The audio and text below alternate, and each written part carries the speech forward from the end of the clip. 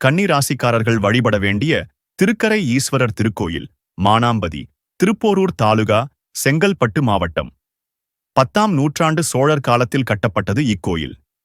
சிவபெருமான், அதாவது வானவன், தன் மனைவி மாதேவியுடன், அதாவது அன்னை பார்வதியுடன் இங்கு வந்ததால் இந்த இடம் வானவன் மாதேவி என்று அழைக்கப்பட்டு பின்னர் மானாம்பதி என்று ஆனது.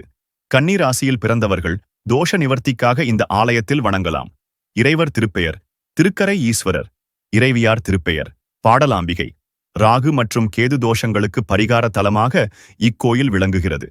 மூலவர் திருக்கரை ஈஸ்வரர் கிழக்கு நோக்கி வீற்றிருக்கிறார். அன்னை பாடலாம்பிகை தெற்கு நோக்கிய சன்னதியில் வீற்றிருக்கிறாள். விநாயகர், காசி விஸ்வநாதர், விசாலாட்சி, நால்வர், சூரியன், உற்சவ சிலைகள், வீரபத்திரர், நாகலிங்கம், நாக கணபதி, நாக சுப்பிரமணியர், முருகன் சன்னதிகள் காணப்படுகின்றன.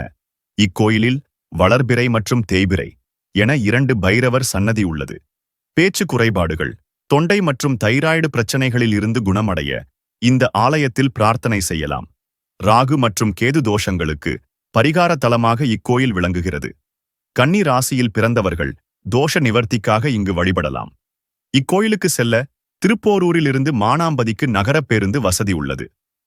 திருப்போரூரிலிருந்து சுமார் 11 கிலோமீட்டர் தொலைவிலும், செங்கல்பட்டிலிருந்து 18 கிலோமீட்டர் தொலைவிலும் இந்த ஆலயம் அமைந்துள்ளது.